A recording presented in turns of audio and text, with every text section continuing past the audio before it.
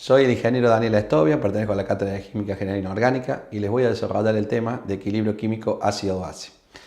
El tema equilibrio químico ácido-base, dentro de este tema tenemos las teorías de ácido-base, escalas de pH y reacciones que involucran especies fuertes y débiles y por supuesto su importancia agronómica. En este tema tenemos como objetivo central conocer cualitativamente y cuantitativamente el equilibrio ácido-base e interpretar su importancia agronómica.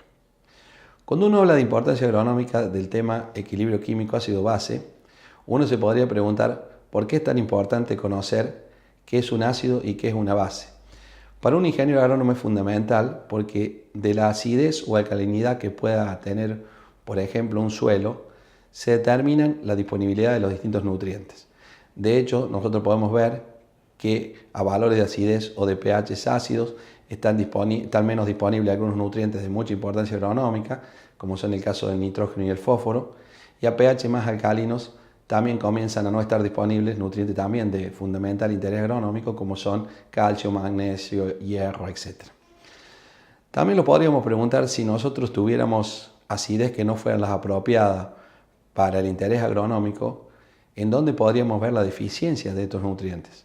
Por ejemplo, acá tenemos un cultivo que tiene deficiencia de fósforo, que como vemos hay hojas que están manchadas, menor superficie de fotosíntesis y por ende menor productividad. Por otro lado también tenemos un tubito de ensayo con un meristema que está desarrollando una plantita in vitro y que también si nosotros no tuviéramos los niveles adecuados de acidez del medio, seguramente esa plantita no podría crecer, no se podría desarrollar. Por otro lado uno dice equilibrio químico. ¿Qué era el equilibrio químico? Nosotros veníamos de conceptos que ya traíamos de antes, que siempre decimos que el equilibrio químico, que es sobre la base que vamos a encontrar todas las respuestas de interés o vamos a resolver todas las problemáticas, digamos, que hacen a las bases de futuros problemas agronómicos, dijimos que era un proceso dinámico, que tanto la velocidad directa e inversa cuando se alcanzaba el equilibrio se igualaban y las concentraciones netas de reactivos y productos se estabilizaban y permanecían constantes. Ahí les puedo mostrar que nosotros siempre cuando indicamos un equilibrio de ida y vuelta. Por ejemplo, acá tenemos el hidrógeno, el yodo de hidrógeno. Siempre para hablar de un equilibrio y poder trabajar sobre él, lo debemos balancear. Ahí tenemos un ejemplo en Doherty-Meyer cómo se llega al punto de equilibrio.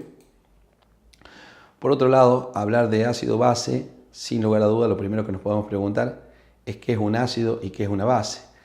Y en este marco, lo primero que tenemos que hacer es ir a las teorías. ¿Cuáles fueron las teorías que han ido evolucionando y definieron qué era un ácido y una base?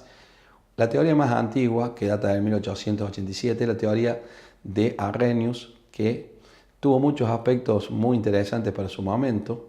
Fue una teoría que habló de que un ácido es una sustancia que en solución acuosa aporta hidrógenos, aporta protones, digamos, y que una base es una sustancia que en solución acuosa aporta oxidrilos.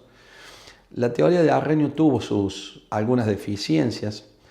Por ejemplo, en su momento hablaba de que ácido es una especie que aportaba protones y en realidad con el paso del tiempo se pudo ver que un ácido es una especie que le dona protones a otra sustancia que actúa de base. Por otro lado, también Arrhenius en su momento tenía en cuenta que las bases eran especies que tenían oxidrilos, sin embargo se pudo determinar que había especies como el amoníaco, sustancias que no tenían oxidrilo y que sin embargo también se comportaban como base. Pero en líneas generales plantó las bases necesarias para que se desarrollaran otras teorías, como una teoría que vamos a usar nosotros, que es la teoría de Laurent-Bronsted, que es una teoría que se adapta muy bien a los conceptos agronómicos que nosotros vamos viendo. Y esta teoría habla de que un ácido es una sustancia que en solución cede un protón a otra sustancia que actúa de base. Por ende, una base es una sustancia que se disocia y acepta un protón. Y acá aparecen los conceptos de par ácido-base conjugado, que uno tiene claro que una sustancia que se comporta como ácido cede un protón y hay otra que se comporta como base que captura un protón. Cuando un ácido pierde un protón, se convierte automáticamente en una base conjugada. Y cuando una base captura un protón, se convierte automáticamente en un ácido conjugado.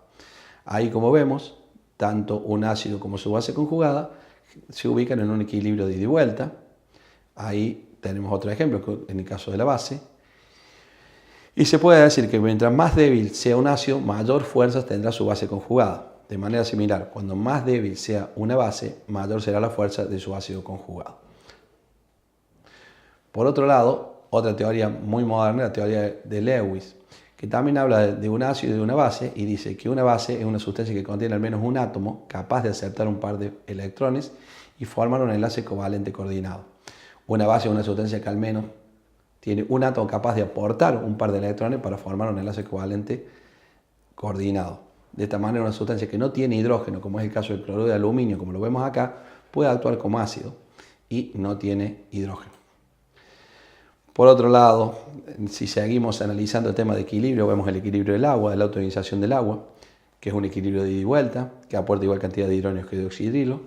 Y como venimos viendo anteriormente, a todo equilibrio se le puede plantear una constante, que es Kc, que en el caso del agua es Kwater. A la Kc le damos el nombre de Kwater, que también es hidrógeno por oxidrilo. La molécula de agua es anfiprótica, es decir, puede aceptar o donar protones. Y acá aparece el concepto de pH. ¿Qué es el pH? No es nada más ni menos que aplicarle una función matemática a un valor exponencial. El valor, por ejemplo, Kwater con un valor de 1 por 10 a la menos 14 en el caso del agua. Si yo tengo en cuenta que el agua tiene igual cantidad de hidrógeno que de oxidrilo, si yo tuviera que despejar o saber cuánta cantidad de hidrógeno y de oxidrilo tiene, no quedaría más que sacar la raíz cuadrada a la Kwater.